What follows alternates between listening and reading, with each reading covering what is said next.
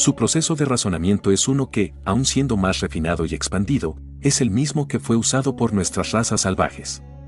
Los sabios de la antigüedad, a través de experiencias ganadas de muchas civilizaciones, ya habían aprendido a comenzar con principios universales, el plano de la causalidad, y habían logrado llegar finalmente a ver, a comprender y a usar el verdadero proceso después de un sinnúmero de pruebas y verificaciones. Es el resultado de esta sabiduría adquirida lo que le imparte a Arjuna tan rápidamente como su avanzante inteligencia le va permitiendo. Es esta sabiduría y sus resultados lo que está delineado en la doctrina secreta o teosofía. Puesto que, si el estudiante ha de comprender la Bhagavad Gita, él debe comenzar con principios universales y, con lo universal siempre en mente, expandirse hacia todos los particulares. Tómese, por ejemplo, la primera oración del segundo párrafo de este capítulo.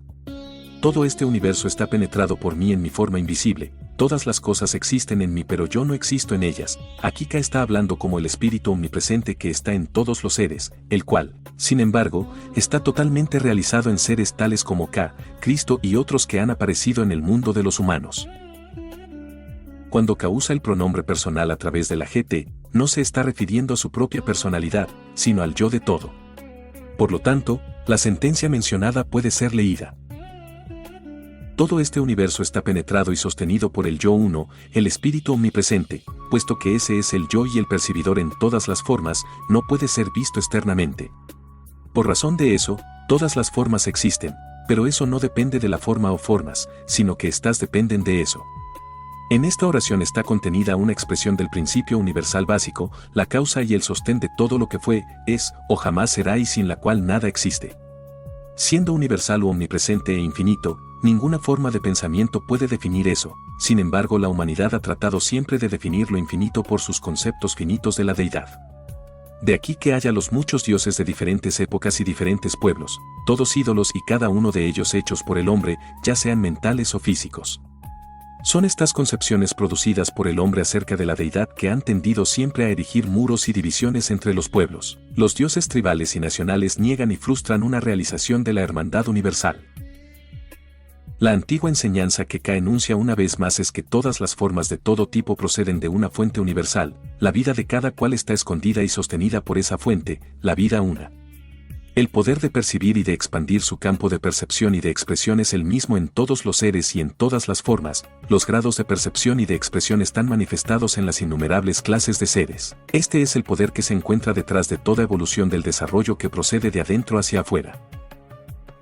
Ka procede a enunciar la ley bajo la cual todos los seres evolucionan, en las palabras, oh hijo de Kunt, al final de un kalpa todos los seres retornan al interior de mi naturaleza y entonces, de nuevo, en el comienzo de otro kalpa, yo causo que ellos evolucionen otra vez.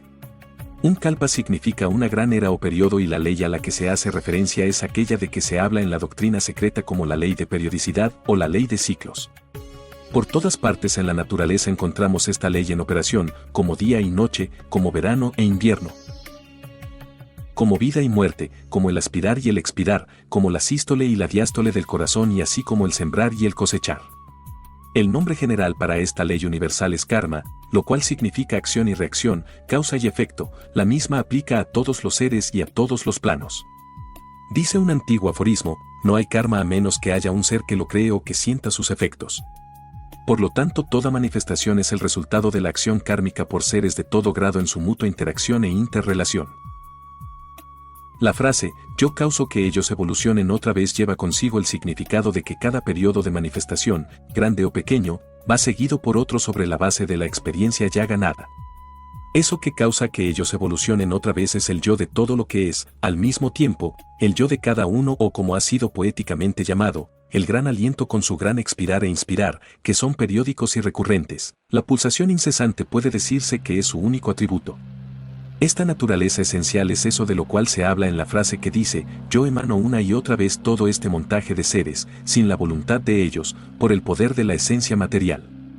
La sentencia, sin la voluntad de ellos, puede ser comprendida si consideramos que ningún ser humano está en un cuerpo porque él, como tal, así lo deseara, ni tampoco abandona su cuerpo porque así él lo desee. La fuerza impulsante procede del yo interno, del hombre real. La oración, por el poder de la esencia material, podemos comprenderla si consideramos la declaración de que el espíritu y la materia son coexistentes y coeternos. Por la palabra materia se indica substancia primordial de la cual son producidas todas las diferenciaciones en la materia por acciones conscientes de seres de todos los diferentes grados. Y yo soy como uno que permanece indiferente, significa que el yo uno no está envuelto en ninguna forma particular ni colectiva de manifestación, pero por siempre permanece como el espectador, como el amonestador, el sostenedor, el que disfruta y también como el alma suprema. Igualmente, cada uno puede siempre decir, yo estuve en un cuerpo de niño y tuve experiencias pertinentes a ese estado, pasé a través de todos los cambios del cuerpo y circunstancias hasta el presente y pasaré por los cambios futuros, pero permanezco la misma incambiante identidad a través de todas las condiciones. Los ilusos me desprecian en mi forma humana, por ser desconocedores de mi naturaleza real como Señor de todas las cosas. El yo uno es el yo de todos los seres. En la Upanishad se dice que, el yo brilla en todos, pero en todos no resplandece. K dice que los ilusos fallan en reconocer este yo y, juzgando por las apariencias y por las clasificaciones arbitrarias, mantienen la separatividad. Y así actuando, ellos ponen en movimiento causas que producen efectos similares, en otras palabras, mal karma. El resto de este capítulo presenta la recta comprensión del yo y de sus resultados, e igualmente a los resultados de una falsa e imperfecta comprensión. Las enseñanzas integrales de K enfatizan la declaración de que hay solo un espíritu y no varios, el mismo espíritu animando a todos los seres y sosteniéndolo todo. El mismo poder de percibir es poseído por todos igualmente. Las diferencias entre los seres consisten en el ámbito de la percepción adquirida a través de la evolución. Esto aplica a todas las vidas por debajo del hombre, al hombre mismo y a todos los seres superiores al hombre. La voz del silencio dice que, la mente es como un espejo que acumula herrumbre mientras refleja, y que en otros escritos se habla de la mente como el espejo del alma. No podemos fallar y dejar de ver el hecho de que nosotros actuamos de acuerdo a las ideas que sostenemos sobre la vida, que lo que nosotros llamamos, nuestra mente, es un cúmulo de ideas sostenidas por nosotros como una base para pensamiento y acción, y que nosotros vamos cambiando de tiempo en tiempo a medida que encontramos ocasiones para tales cambios, pero que, en todo momento actuamos sobre la base de las ideas que sostenemos en ese preciso momento. Las razones para la diferencia entre los seres humanos son tan solo las falsas, las imperfectas o las verdaderas ideas que forman la base del pensamiento y de acción. Estamos inclinados en aceptar y a sostener solo aquellas ideas que están de acuerdo con nuestros deseos personales. K presenta aquí un ejemplo de aquello que, entre nosotros, sería llamado un buen deseo, es decir, aquellos que están versados en los Vedas, cuyo deseo es por un goce personal del cielo, ellos, él dice, obtienen y gozan de ese cielo por un periodo de tiempo proporcional al de sus méritos y entonces se hunden de regreso a un nacimiento mortal. Él concluye diciendo, por lo tanto, aquellos que anhelan el logro de sus deseos, siguiendo los Vedas, obtienen una felicidad que viene y se va. Pero para aquellos que, pensando en mí como idéntico con todo y que constantemente me adoran, yo cargo el peso de la responsabilidad de su felicidad. Las palabras, constantemente me adoran, tienen una explicación más adelante, en el capítulo en donde él dice, lo que sea que hagas oh hijo de Cont, cualquier cosa que comas, cualquier cosa que sacrifiques, cualquier cosa que des, cualquier mortificación que ejecutes, encomiéndamelas todas a mí. La devoción verdadera es la devoción a un ideal. Aquí, el yo de todo es el ideal y la acción indicada es la de pensar y actuar a nombre de y como si fuera el yo uno en todas las cosas, sin autointerés en los resultados. Nosotros no estamos apegados a los resultados por nuestras acciones, sino por nuestros pensamientos. La libertad viene de la renunciación al autointerés en el fruto de esas acciones. Todo lo dicho anteriormente está incluido en el mandato final de K, habiendo tú obtenido este mundo finito y triste, adórame. Sírveme, fija tu corazón y tu mente en mí. Sé mi servidor, mi adorador, póstrate ante mí y así, unido a mí, en reposo, vendrás a mí. Capítulo X. El título dado es, Devoción por medio de las divinas perfecciones universales. Las palabras, divinas perfecciones universales tienen una significación que no es usualmente captada por el lector. Los hombres hablan de perfección desde el punto de vista de la imperfección y siempre en relación a las formas, las condiciones y las apariencias que están constantemente cambiando, al punto de que para la humanidad en general, el modelo de lo perfecto es una idea que está siempre alejándose y es elusiva, como igualmente ilusoria. Y aquí, otra vez, tal como nuestra ciencia moderna, nosotros razonamos partiendo desde lo particular a lo universal, en vez de desde lo universal a lo particular, sin percibir nunca que nada menos que la causa misma podrá conocerse a sí misma. Las disertaciones de Kant no hacen más que repetir aquello que había sido conocido antes a los hombres perfeccionados de todos los tiempos y aquello que todas las divinas encarnaciones ya han declarado. El hombre es idéntico con el absoluto y manifiesto y también con la deidad, como lo vemos manifiesto en la naturaleza. Nuestras doctrinas y nuestra educación nos llevan a pensar que somos inherentemente imperfectos, y si así lo fuéramos, nunca podríamos, por ningún medio, llegar a ser perfectos, pero si fuéramos inherentemente perfectos, podríamos ver, comprender y corregir algún conocimiento imperfecto y hacer uso de todas las fuerzas, porque es de fuerzas que estamos aquí tratando, no con formas, es con ideas, no con personas. Entonces, comenzaremos a comprender que hay solo una fuerza o poder, lo espiritual, y que todos los variados efectos de ese poder o fuerza que vemos y experimentamos son debidos a la dirección dada a ese poder por entidades conscientes que son de muchas clases en sus diferentes grados. Para comprender las perfecciones divinas, hay que aplicarlas universalmente, desde el punto de vista del yo uno, el yo de cada uno, el yo de todo. Mientras la GT es planteada en la forma de un diálogo entre K y Arjuna, así como entre un divino maestro y su discípulo y puede ser así entendido, el poema puede ser aplicado en otra forma. K es el yo superior en cada uno y Arjuna, la mente, el espejo de las impresiones externas, de tal manera, el diálogo puede tomarse provechosamente como el medio hacia la realización del yo, y a su ajuste y control de los componentes inferiores y fuerzas. La nota clave de la antigua enseñanza es que el poder creativo y sostenedor de todas las cosas y seres no es para ser buscado externamente, y tan solo puede ser encontrado en la raíz misma de la naturaleza de cada y todo ser. Como aparece en las Upanishads, el yo ser perforó las aberturas hacia afuera, por tanto uno mira hacia afuera, no dentro de sí mismo.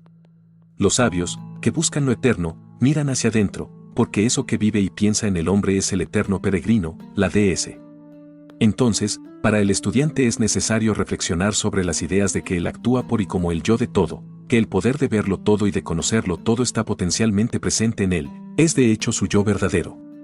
Entonces, por lo menos comprenderá que, cuando K dice, ni la asamblea de los dioses ni la de los reyes adeptos conocen mi origen porque yo soy el origen de todos los dioses y de mí proceden los adeptos. Soy el origen de todo, todas las cosas proceden de mí, él está hablando aquí del yo de todo y de cada uno, y que el origen de eso que es eterno e incambiable no puede ser descubierto, porque es ambos ser y no ser.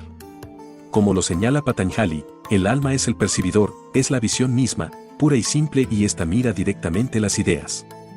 Esto quiere decir que cada ser humano tiene el poder de ver y de conocer todas las cosas, no importa cuán restringido pueda ser ese poder en cualquier ocasión, y que la restricción yace en las ideas más o menos estrechas a las que él se adhiere. 229. Las cuales forman la base para sus acciones.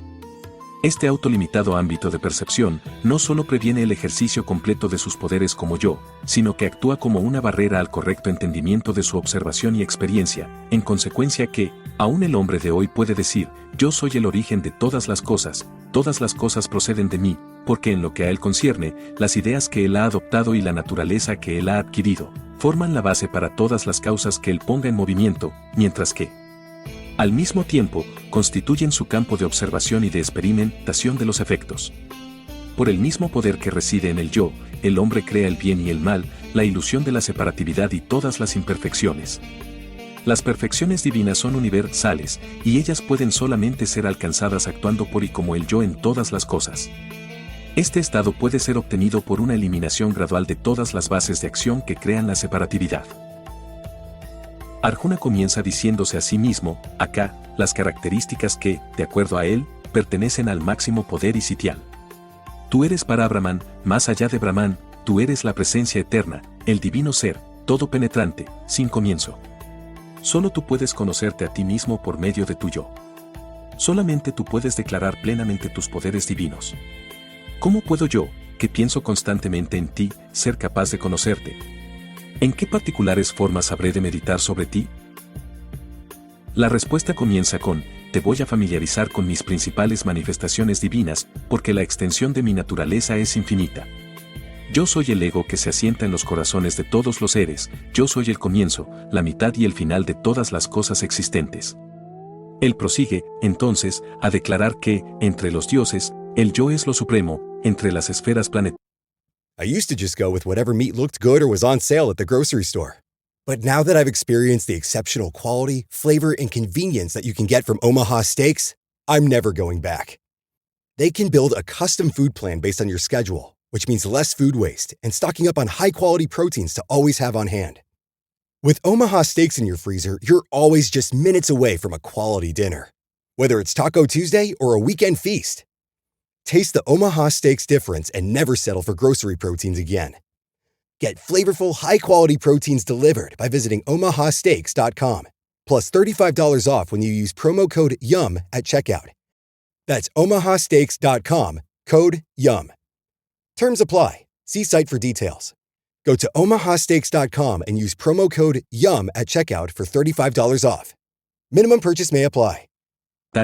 El sol es su expresión, entre los espíritus del aire, el jefe de estos es una expresión de eso, entre las escrituras sagradas, eso es la esencia de aquellas, la canción o el sonido que todo lo impulsa, y así sucesivamente a través de una larga enumeración de formas, poderes y cualidades que ya son conocidas por Arjuna.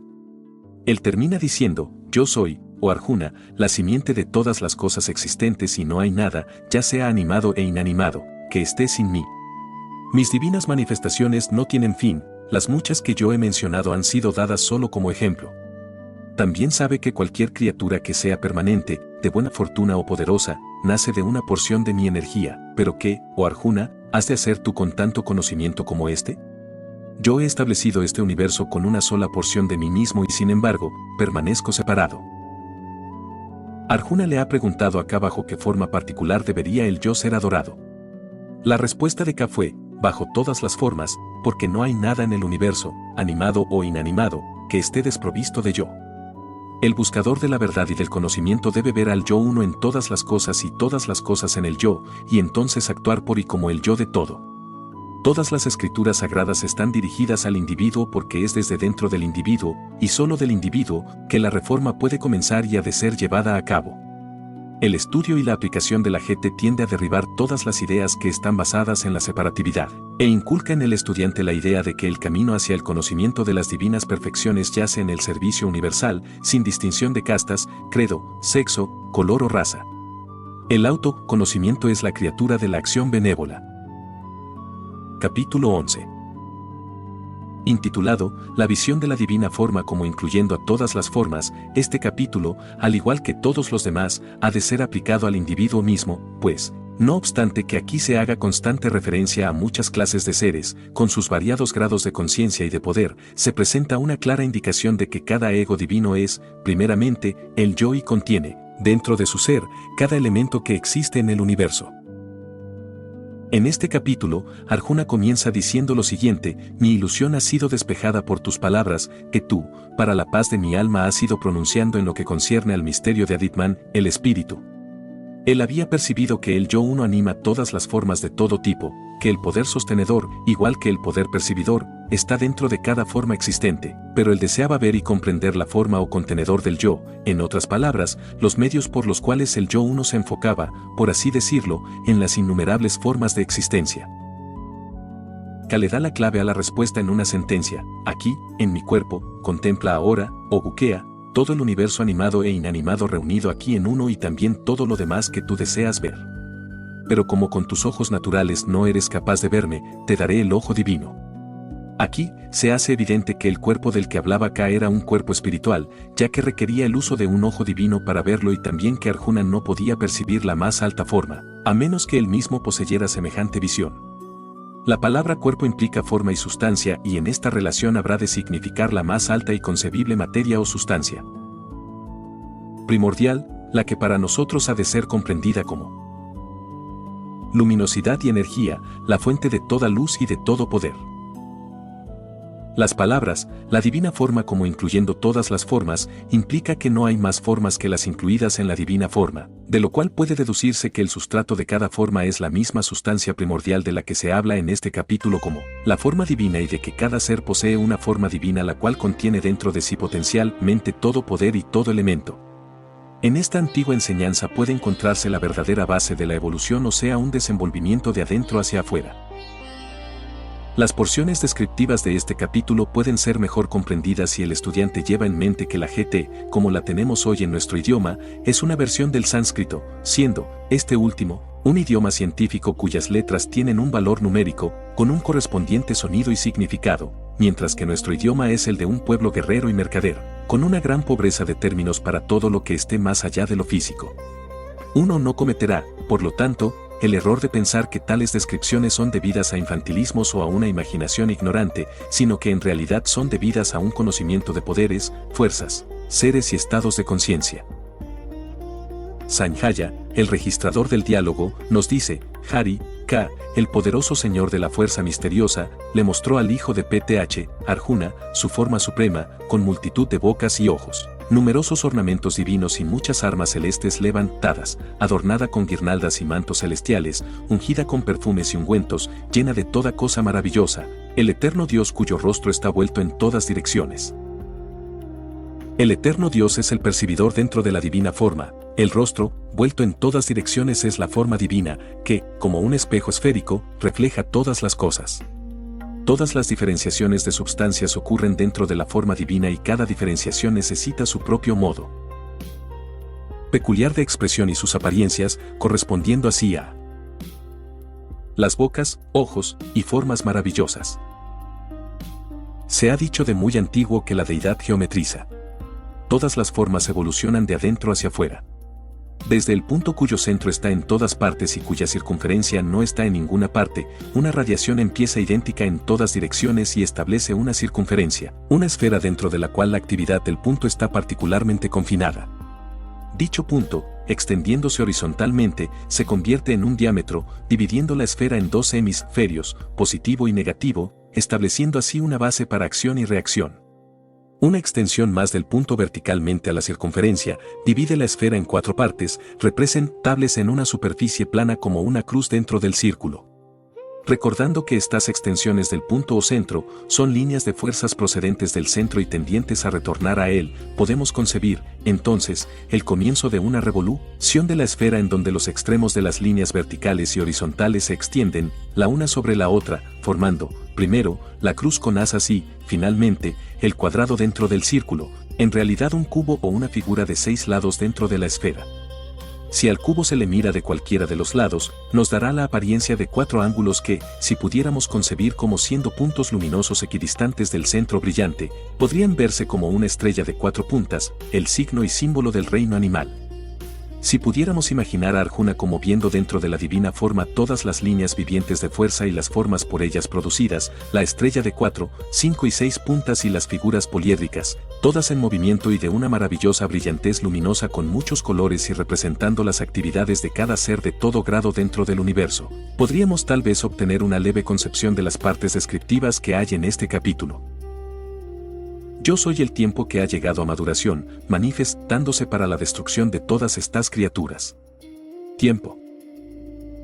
Llegado a maduración significa la consumación de todos los ciclos, porque todo lo que comienza en el tiempo, termina en el tiempo, cada acción tiene su propio ciclo o periodo de retorno, o sea de reacción, porque es la acción y las acciones las que producen los ciclos y estas últimas varían desde una duración momentánea hasta aquella de una gran era, ya que esas acciones han sido producidas por entidades separadas, por clases enteras de seres o por la colectividad de las acciones de muchos seres de todo grado concernientes a cualquier sistema particular de evolución.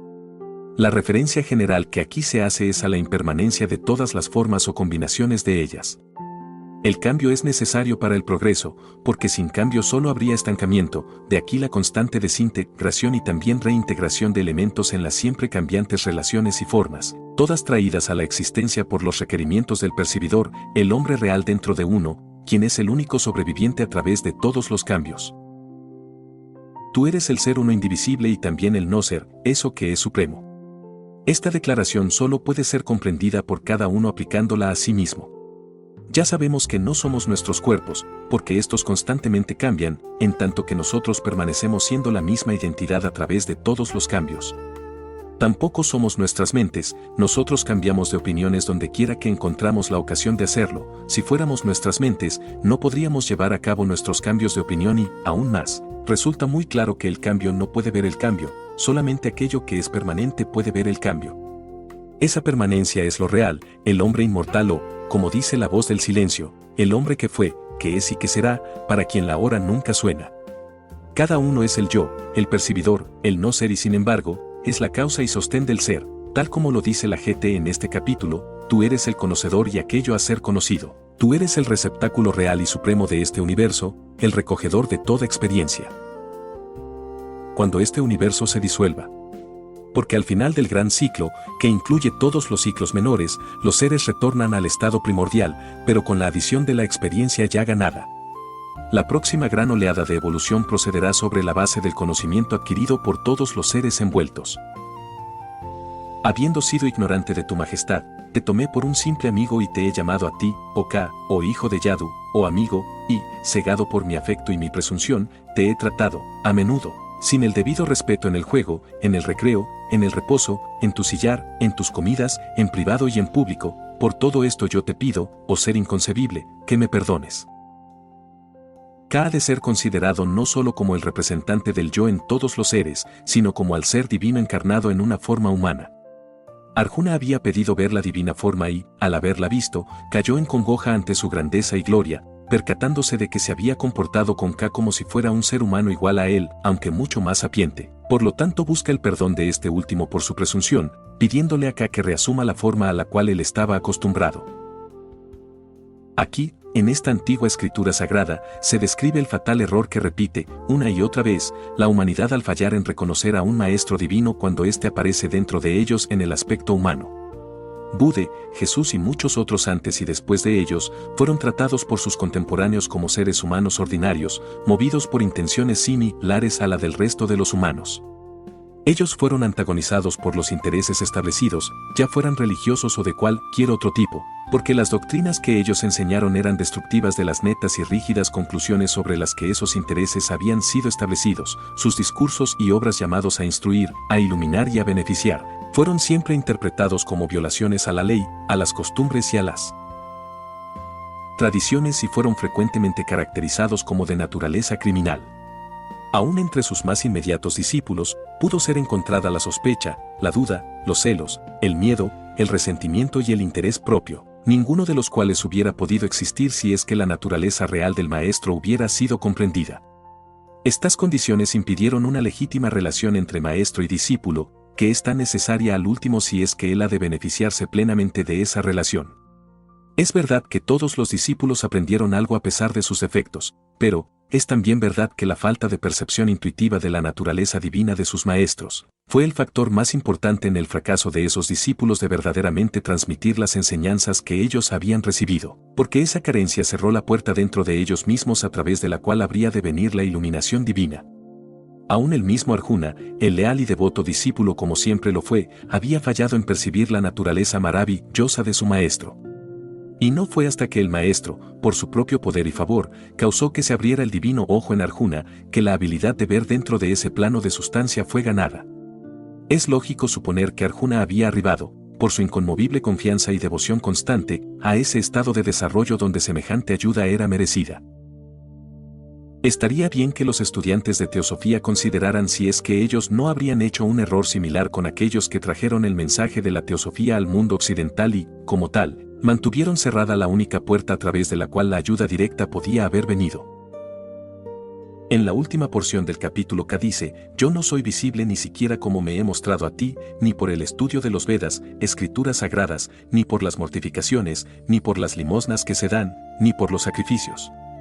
Yo soy solo alcanzable y visible y conocible, en verdad, por medio de esa devoción que me tiene a mí solo como el objetivo. Lo siguiente, que fue escrito por uno de los maestros, puede servir de explicación para el párrafo anterior. Vara, que es el espíritu en el hombre, permanece intocado por todo problema, obra, fruto de las obras o por los deseos, cuando una firme posición ha sido asumida, teniendo en vista como fin alcanzar la unión con el espíritu. A través de la concentración, ese espíritu, viene en ayuda del yo inferior y lo eleva gradualmente a planos superiores.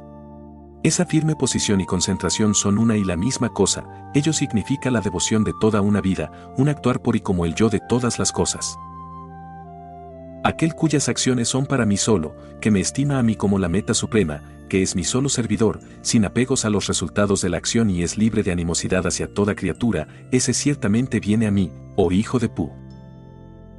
Capítulo 12. La palabra fe, como se le usa en este capítulo, tiene un significado mucho más profundo que el que se le da usualmente.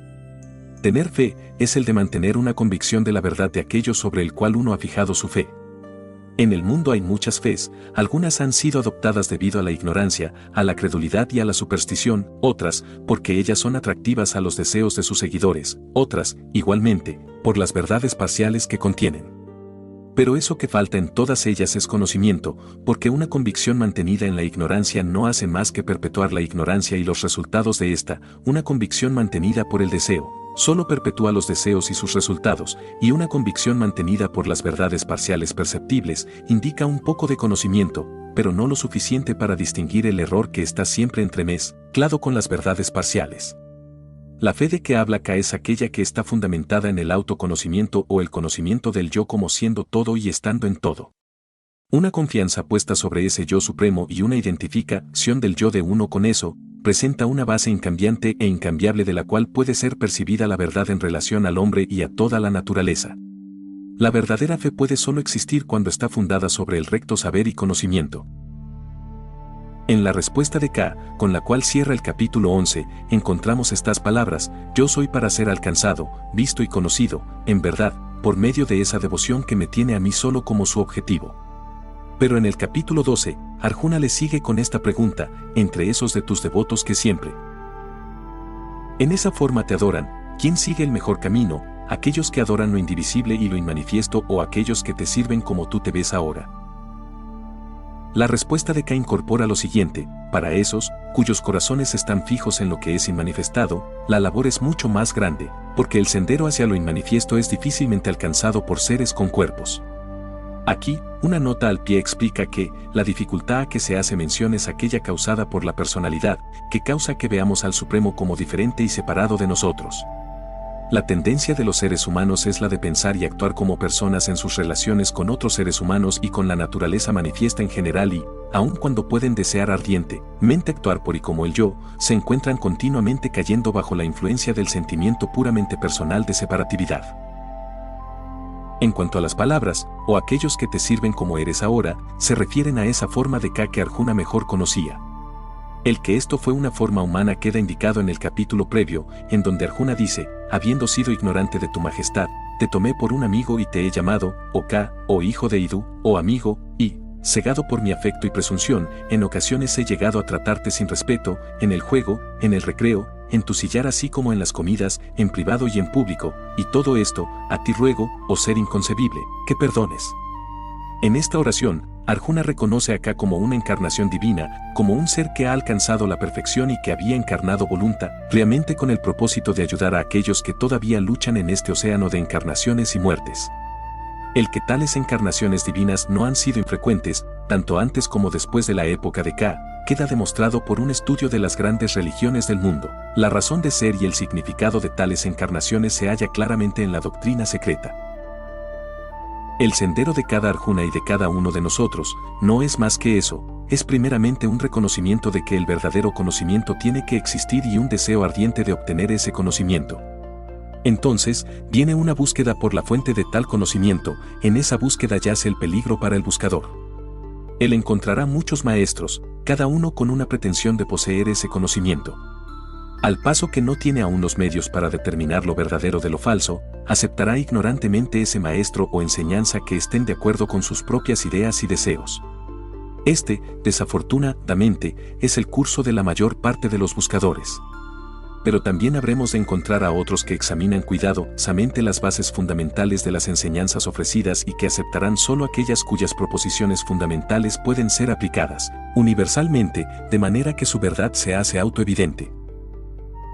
Un resumen de los capítulos anteriores mostrará que K le señaló a Arjuna las varias formas de creencias y prácticas o de devoción seguidas por los hombres, y que todas estas, aunque solo parciales y erróneas, al final conducirán todas a la verdad una, si es que el buscador fue sincero y devoto en su búsqueda de ella. Al mismo tiempo, la realidad o verdad una fue declarada ser accesible a todos los hombres y ser el sendero supremo, el más directo y más noble, el que conduce a la comprensión, a la sabiduría y a la verdadera felicidad. Pero en caso de que fueras incapaz de fijar firmemente a la vez tu corazón y tu mente en mí, esfuérzate, entonces, oh Dhananjaya, en encontrarme por la constante práctica de la devoción. La constancia se gana por un empeño persistente de llegar a ser constante, firme y determinado. Y si después de una práctica constante, eres todavía incapaz, sígueme por las acciones hechas por mí, porque haciendo obras por mí, lograrás la perfección. Las obras a las que se refiere esto son especiales, diseñadas y ejecutadas a nombre del Supremo y todas tendientes hacia la eliminación de la idea personal de separatividad. Pero, si aún no estás a la altura de esto, entonces, por auto-restricción, ofréceme a mí todo lo que hagas, tanto tus éxitos como tus fracasos, abandonando así en mí el fruto de cada acción. Pues, el conocimiento es mejor que la práctica constante, la meditación es superior al conocimiento, la renunciación del fruto de la acción es superior a la meditación, y la emancipación final es el resultado inmediato de tal renunciación. Se ha dicho que la fuente de todos los seres es una, que el objetivo es uno, pero que el sendero varía con cada peregrino. Por lo tanto, cada peregrino se encuentra en un punto de su evolución o desarrollo en el que uno u otro de los pasos aquí presentados está al alcance. Cada uno de estos pasos es aquí mostrado como conducente a la dirección de la meta, pero el aspirante ha de verlo solamente como pasos, siendo la condición para su éxito de que él por siempre mantenga a la vista su meta, la unión con el yo superior. Dominar a sí mismo significa mantener bajo control el yo personal.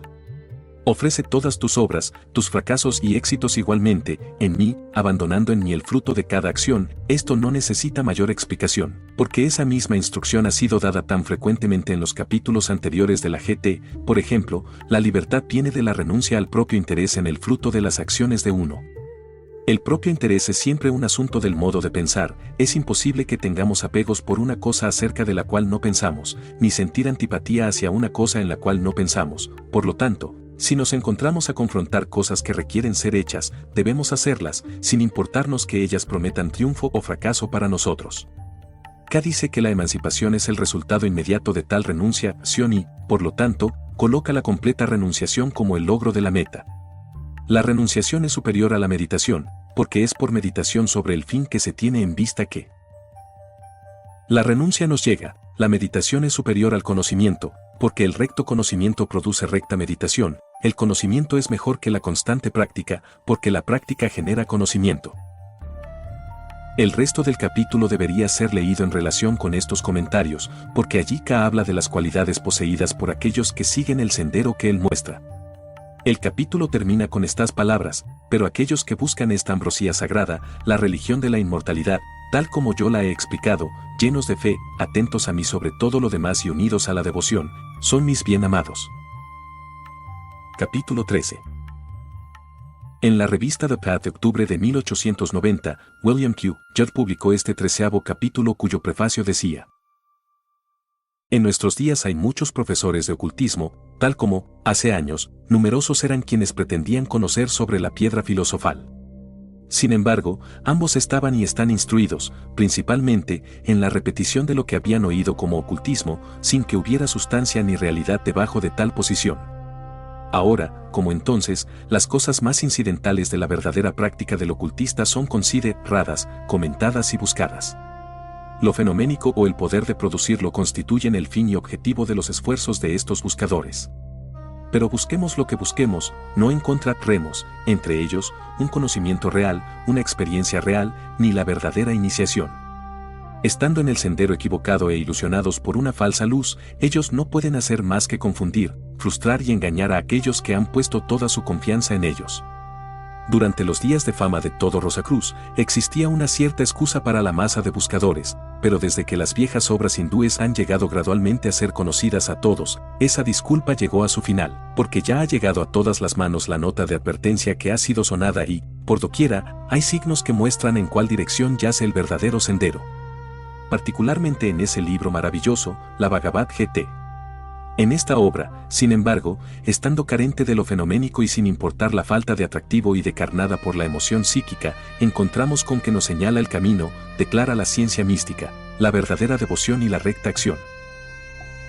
De este capítulo se ha dicho que contiene la totalidad del ocultismo, por lo cual se quiere significar que el ocultismo omniabarcante que comienza con el supremo punto de percepción y de realización, el yo interior, y que considera la acción y la reacción en cada plano de manifestación, como el proceso por el cual el poder y la sabiduría individual y universal son logrados.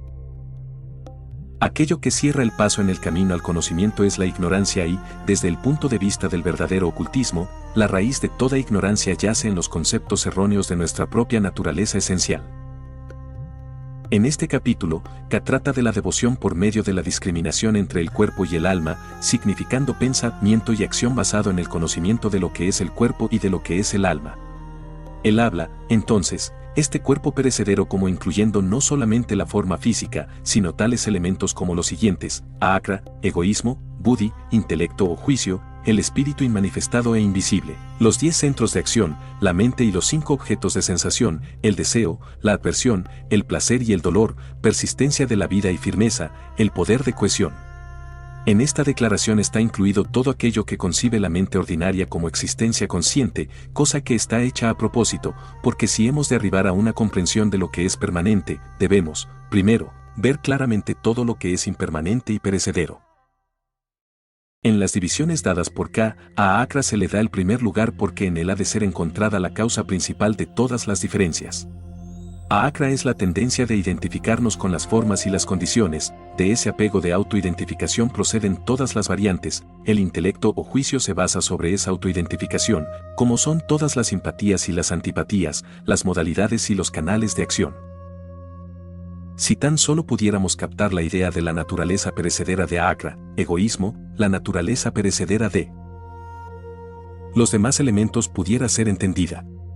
Es un hecho que nosotros nos identificamos con el siempre cambiante y perecedero cuerpo, con sus condiciones y relaciones, que también están por siempre cambiando. Podemos decir, soy feliz, o estoy triste, estoy enfermo o estoy bien, estoy contento o estoy insatisfecho. Todas estas expresiones se deben, solo, a alguna forma o condición que es cambiable. Nosotros hemos de observar que el apego de autoidentificación se concierne primeramente con la forma presente y sus condiciones, aun cuando nosotros nos damos cuenta de que otras formas y condiciones han existido en el pasado a las cuales hemos estado apegados por gustos y disgustos y que aún otras existirán en el futuro. Nosotros hemos pasado por todos los cambios del pasado y también habremos de ir a través de todos los cambios del futuro. Los cambios pasados ya han perecido, los cambios presentes están pereciendo, los cambios futuros también perecerán. Sin embargo, nosotros permanecemos a través de todos ellos, incambiados e incambiantes. Si podemos captar esta idea y aferrarnos a ella, habremos tomado un primer paso hacia el recto conocimiento y hacia la libertad, porque, como lo dijo un antiguo sabio, el alma es el percibidor, es, sin duda, la visión misma, pura y simple no modificada, y contempla directamente las ideas. En este capítulo están las declaraciones siguientes de un tono similar: yo soy el conocedor en cada cuerpo mortal, así como el sol ilumina todo el mundo, igualmente ilumina el espíritu uno cada cuerpo, aquel que ve igualmente el ser supremo existiendo imperecedero en todas las cosas perecederas, ese ve en verdad, percibiendo al mismo Señor presente en todo y por todas partes. Él no destruye su propia alma en razón del yo inferior, ahakra, sino que va hacia el fin supremo. Ha de hacerse aparente a cada uno que piensa que para ser inmortal se requiere ser incambiante, porque aquello que cambia no tiene estabilidad. No podría haber una continuidad de la conciencia, ni siquiera a través de una existencia física, a no ser que haya allí una identidad permanente. El mismo yo ha observado tales condiciones, ideas y sentimientos desde la infancia hasta el presente y la seguirá observando a través de todos los años por venir. Esta mente occidental nuestra encuentra dificultad en reconciliar la incambiabilidad con el progreso. Esto es debido a ahakra, la tendencia a identificarnos con las formas y las condiciones.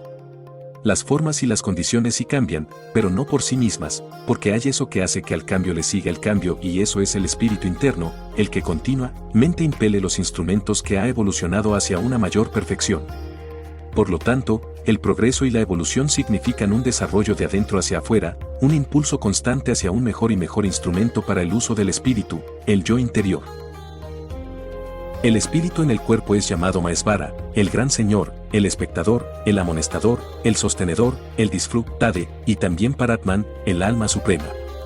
Esta oración dice realmente toda la historia completa. El espíritu ve, rectifica, sostiene y disfruta a través de su instrumento o vehículo. El ideal de progreso es un vehículo perfeccionado que hará contacto y reflejará, en el sentido máximo, todos los mundos y todos los seres.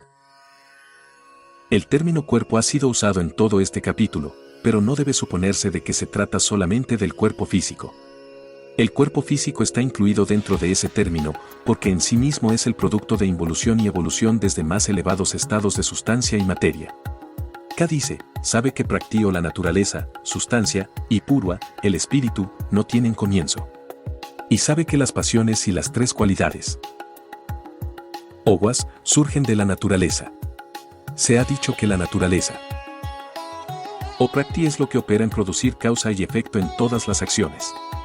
No puede haber acción a menos que haya algo sobre lo cual actuar. Ese algo es la substancia suprema, es eso que llena todo el espacio y de lo cual todas las formas más densas de sustancia o de materia han sido evolucionadas y dentro de lo cual ellas están contenidas. Por lo tanto, en este plano, el cuerpo representa todos los demás estados de sustancia desde los cuales se la ha evolucionado, por los cuales está rodeado y con los cuales está conectado. Un estudio de los 7 principios del hombre dará una comprensión de esta afirmación, si se ha de recordar que el hombre, el pensador, no es ninguno de sus principios, pues son sus vehículos o instrumentos.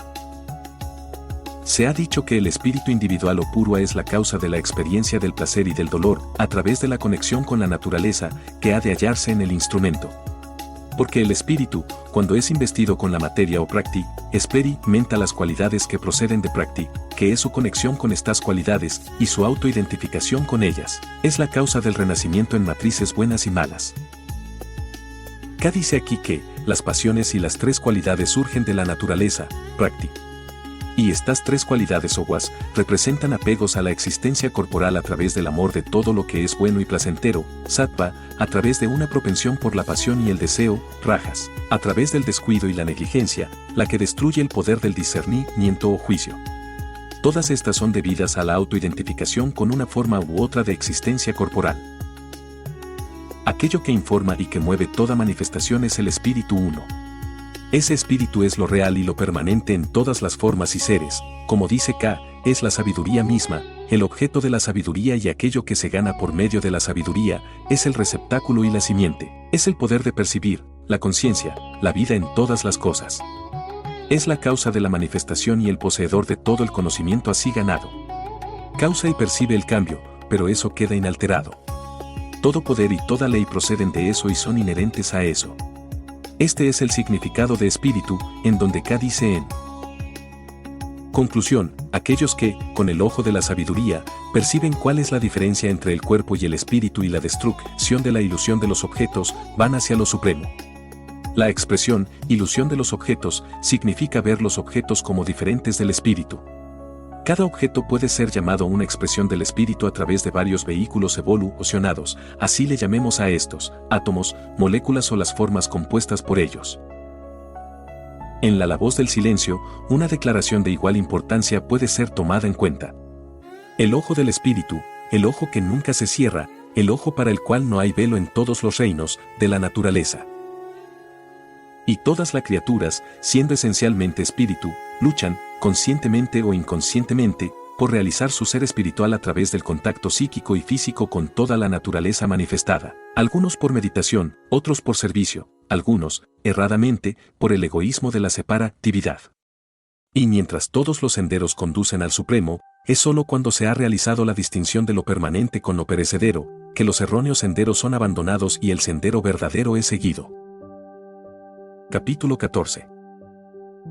Este capítulo, como todos los demás de la GT, trata de una sola devoción suprema, a la cual todas las demás formas de devoción humana habrán de dar paso, eventualmente, a medida que el peregrino lucha hacia la perfección. El gran Brahman, aquí se refiere a Prakti o sea materia o naturaleza, porque la materia o la naturaleza es la causa de toda acción a través del universo, siendo la base por medio de la cual la acción puede tener lugar. No hay acción a menos que no haya algo sobre lo que actuar. Por lo tanto, se ha dicho que el espíritu y la sustancia no han tenido comienzo, o sea, son coeternos y coexistentes. Como hay grandes periodos de no manifestación y de manifestación, igualmente para el espíritu o conciencia, y la sustancia o materia, debe haber periodos de latencia y periodos de actividad que están sincronizados los unos con los otros. Praktí o substancia es la matriz en la cual el yo o espíritu coloca la simiente de pensamiento o idea, y de ello, la acción y la evolución comienzan. La siguiente clasificación y discusión acerca de las tres cualidades oguas ilustran la diferencia vital entre la antigua y verdadera psicología del Oriente y a lo que ha sido llamado psicología occidental. Ambas abundan en clasificaciones, las del Oriente son mucho más numerosas que las clasificaciones de Occidente y cubren un campo muchísimo más amplio. En sus clasificaciones, la psicología occidental se refiere solamente a estados mentales, mientras que la psicología de la GT y de los antiguos sabios clasifica los estados morales, tratando los estados mentales como simples efectos producidos por condiciones morales. Y aquí yace el secreto de la presa que la GT ha guardado a través de las edades y que crecientemente continúa teniéndola.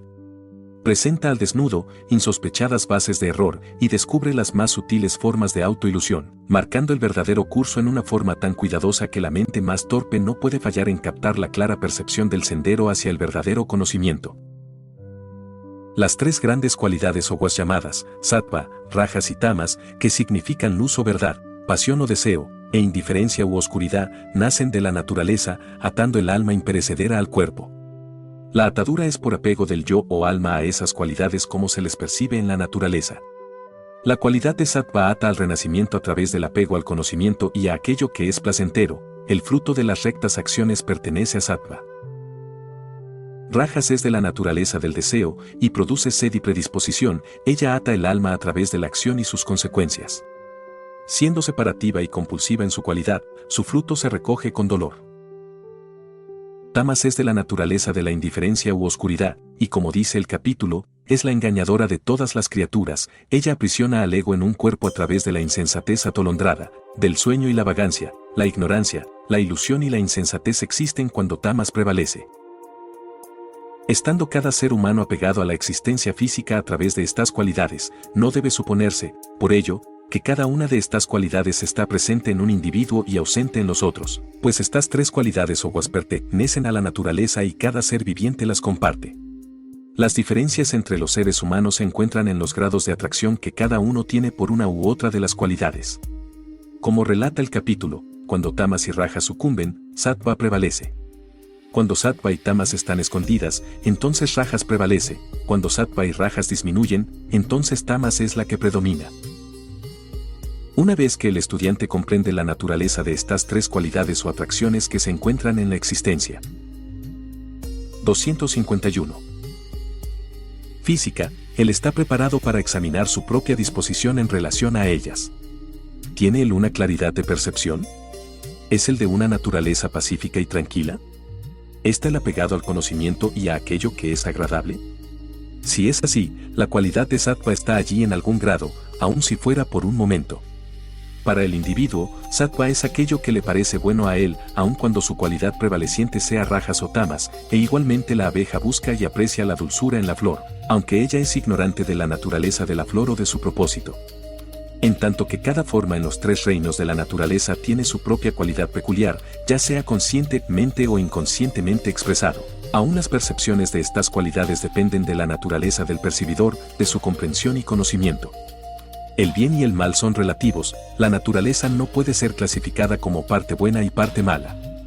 La bondad, la pasión y el deseo, la ignorancia, la indiferencia y la insensatez están dentro de nosotros mismos. El sendero hacia la percepción y la perfección sátvica comienza con el sentimiento de responsabilidad por todo pensamiento, palabra y hecho y termina en el altruismo. Las características de rajas son el amor a las ganancias y la actividad en la acción, significando el mantener la acción externa como un fin en sí mismo, es la iniciativa de obras, la inquietud y el deseo desordenado, produciendo sed y propensión por posesiones de cualquier y cada clase, el hablar fuerte, modales y acciones burdas y la afirmación de sí mismo en sus múltiples formas. Tama se muestra a sí misma en la indiferencia o la oscuridad, como denota el capítulo. Aquí parecería como si indiferencia y oscuridad son términos sinónimos, porque aquello que nosotros llamamos indiferencia se alza de la ignorancia de la verdadera naturaleza de las cosas, de los eventos y de los seres, y bien podría ser llamado el egoísmo de la ignorancia. Hay, desde luego, muchos grados de tamas, de hecho hay tantos como hay mentes, porque tamas queda señalada donde quiera que haya ignorancia, torpeza, vagancia e ilusión en cualquier grado. En tanto que uno puede expresar las cualidades sátvica, rajásica o sátvica tamásica o rajásica, sátvica, tamásica sátvica o tamásica rajásica, en variables y variantes grados en diferentes ocasiones de acuerdo a cómo uno se haya dejado llevar por los sentimientos personales. Aún el mismo sattva puede ser de la clase que representa una forma inofensiva de egoísmo, el amor por el conocimiento, por la bondad y por lo agradable para uno mismo, o la ejecución de acciones rectas por el beneficio que le sigue a estas, al paso que traen una existencia placentera y de bienestar. Los resultados obtenidos de ellas son, sin embargo, temporales, mientras que, al mismo tiempo, atan a uno a la existencia física. El más alto sendero y aquel que conduce a la emancipación es el apartarse de las tres cualidades. Desde luego no hay en realidad un apartamiento posible en el sentido ordinario de la palabra. Apartarse significa aquí el no identificarse con ellas.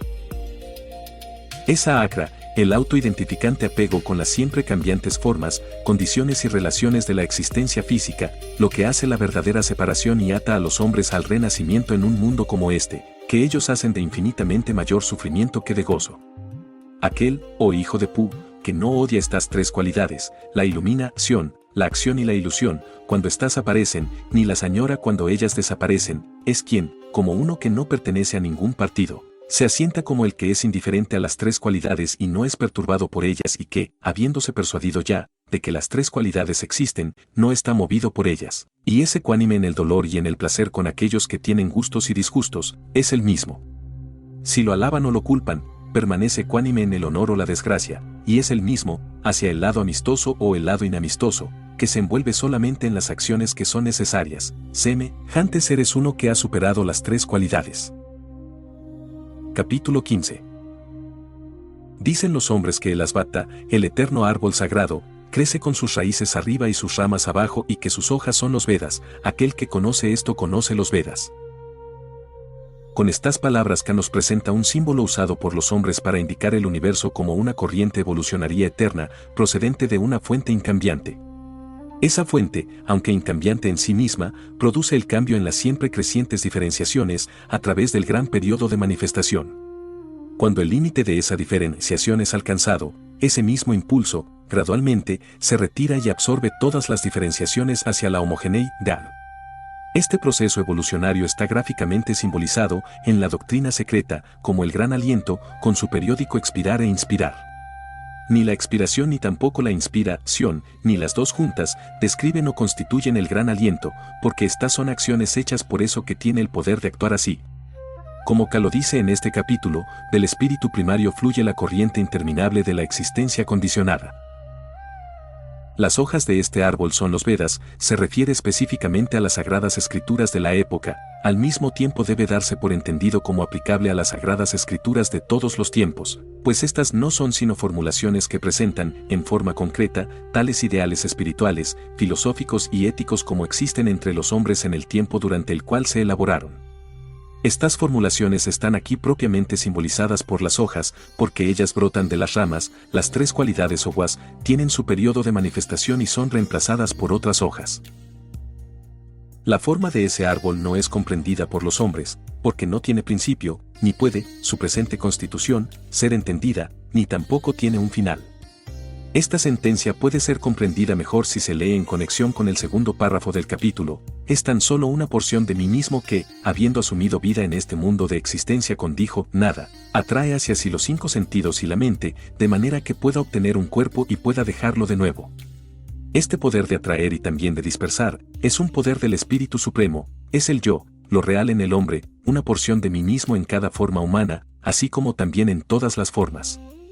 Por lo tanto, esto no es comprendido por los hombres que están atados por Akra, la tendencia autoidentificante del capítulo 13, pero que puede ser realizada por aquellos que están libres del orgullo del yo y cuya discriminación es perfeccionada y que han prevalecido sobre la falla del apego a la acción, que están constantemente ocupados en la devoción a la meditación sobre el Espíritu Supremo, que han renunciado al deseo y están libres de influencia de los pares de opuestos, conocidos como placer y dolor.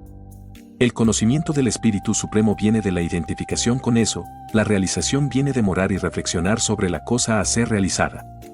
El poder de percibir es la esencia misma de nuestro ser, nuestras percepciones no son ese poder, ellas son el ejercicio de tal poder, nuestras percepciones son la base de nuestras acciones. Es precisamente porque nosotros nos identificamos con nuestras percepciones que somos engañados y atados por las acciones que fluyen de ellas. Hay dos tipos de seres en el mundo, uno divisible y otro, indivisible. El divisible es todas las cosas y todas las criaturas, eso es, todas las formas y objetos de toda especie, ya que cada forma y objeto está compuesto de formas menores o expresiones de la vida o de conciencia. Nuestros cuerpos, por ejemplo, están compuestos de vidas y sustancias, mineral, vegetal y animal. Estas han sido tomadas de los tres reinos inferiores a nosotros y son retornadas a ellos, de allí, el término divisible. El indivisible es llamado casta o aquel que permanece en lo alto inalterado. En cada forma compuesta, y todas las formas son eso, hay una conciencia de síntesis que ha evolucionado y sostiene esa forma. Ese poder de síntesis es inalterado por cualquiera de los cambios en la forma. En el hombre, casta parecería indicar el ego divino, cuya divinidad y naturaleza espiritual permanece la misma a través de todas las formas y cambios.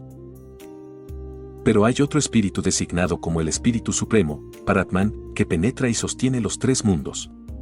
Como yo estoy por encima de lo divisible y soy superior a lo indivisible, por lo tanto, ya sea en el mundo que en los Vedas, soy conocido como el Espíritu Supremo. Aquel que, no estando ilusionado me conoce como el Espíritu Supremo, conoce todas las cosas y me adora bajo cada forma y condición. La devoción a través del conocimiento del Espíritu Supremo comienza con un reconocimiento de que hay solo un Espíritu, la fuente y sostenedor de todo lo que existe. Como dicen las Upanishads, el yo brilla en todo, pero no en todo resplandece. El yo está en todas las cosas y todas las cosas están en el yo. Lo que sea que pueda haber de brillante a través de cualquier forma o bajo cualquier condición, esa brillantez es del yo y procede del yo. Si esto se reconoce y se admite, hemos de comenzar a considerar todas las cosas y todos los seres bajo esa luz y actuar hacia ellos sobre esa base. En esta forma actuamos por y como el yo. Al paso que nos atenemos y seguimos esa práctica, todas las ideas, hábitos y deseos conflictivos llegarán a vencerse poco a poco, hasta que, al fin, tengamos el poder supremo por el bien que procede del altruismo. Capítulo 16. En este capítulo, K comienza con una enumeración de las cualidades de la naturaleza divina. Como se observará, estas cualidades o virtudes son tan numerosas como comprensivas y complementarias y que, tomadas en conjunto, expresan plenamente el título bajo el cual son agrupadas la naturaleza divina.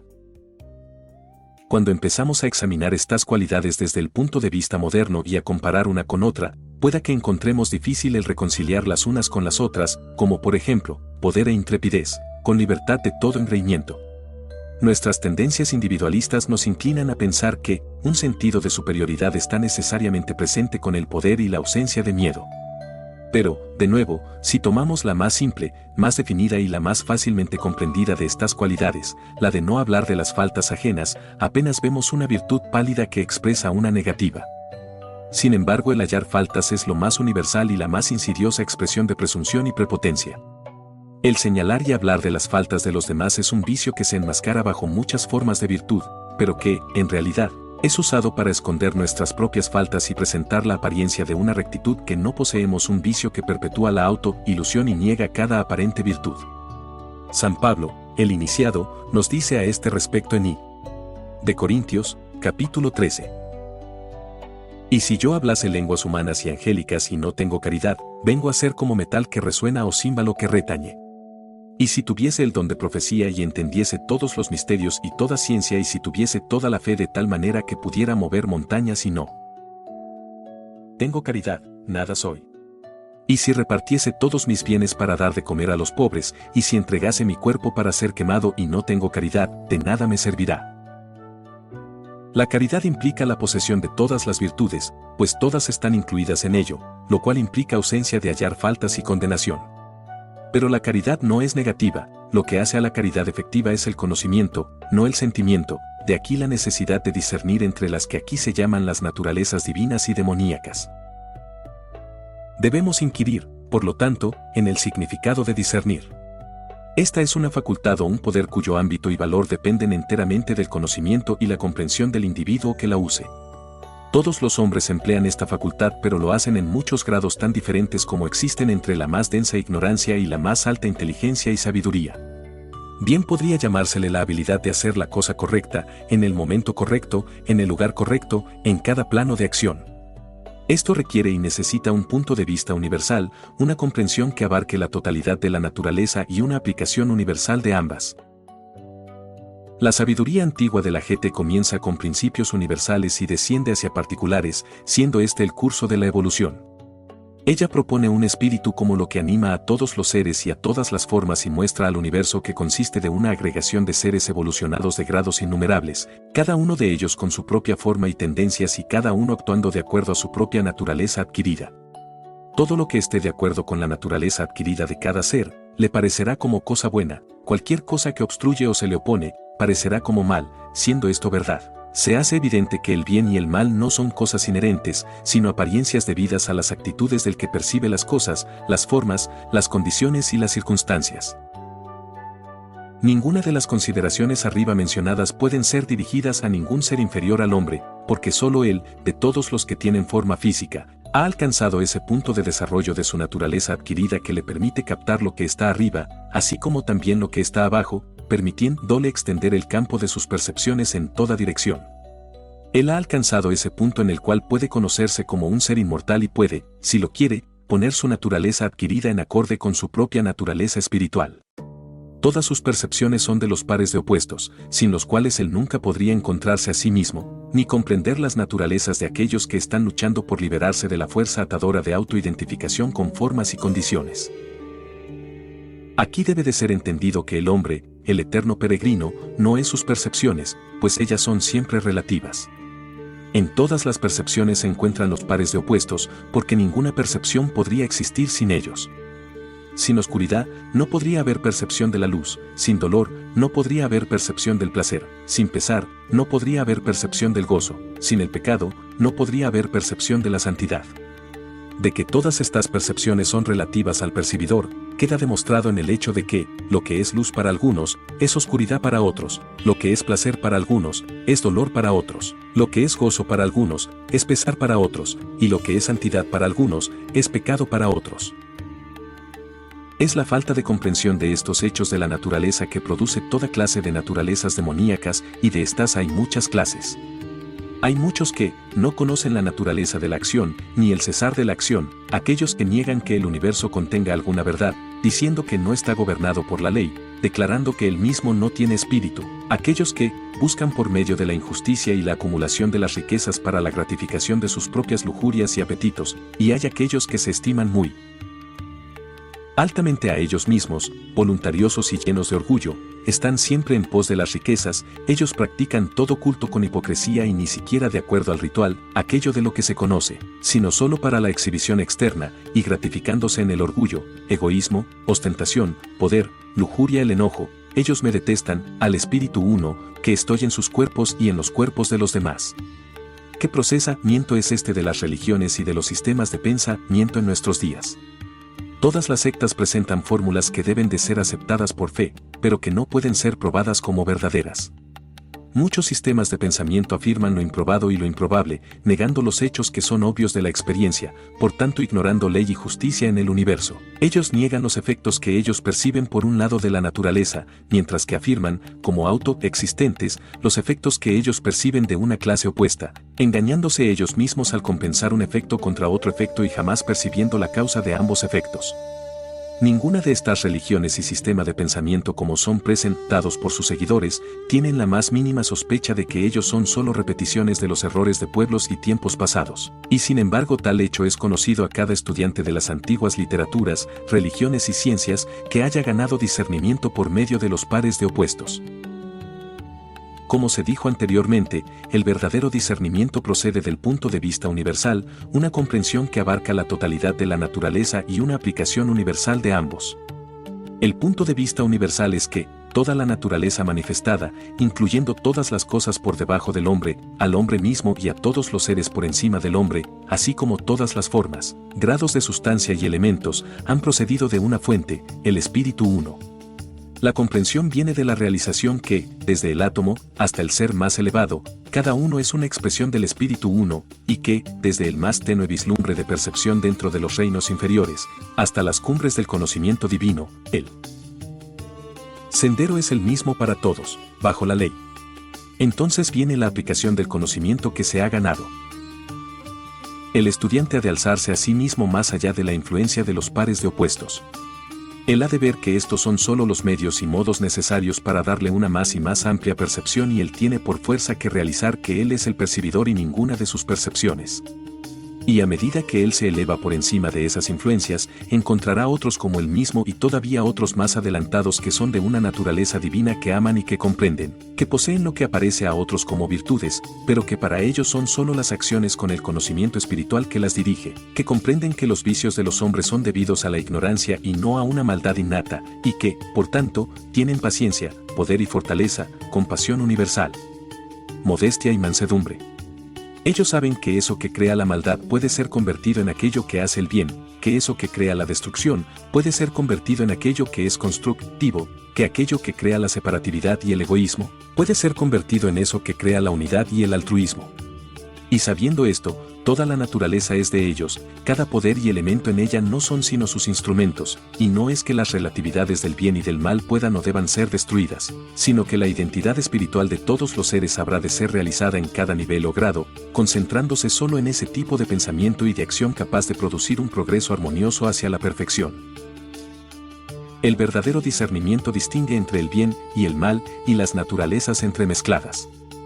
Sabe que todos los seres humanos son inherentemente perfeccionables y que las imperfecciones existen solo en la naturaleza inferior adquirida, que mientras esta naturaleza adquirida se exhibe en acciones, su raíz yace en tendencias estimuladas por conceptos limitados y erróneos.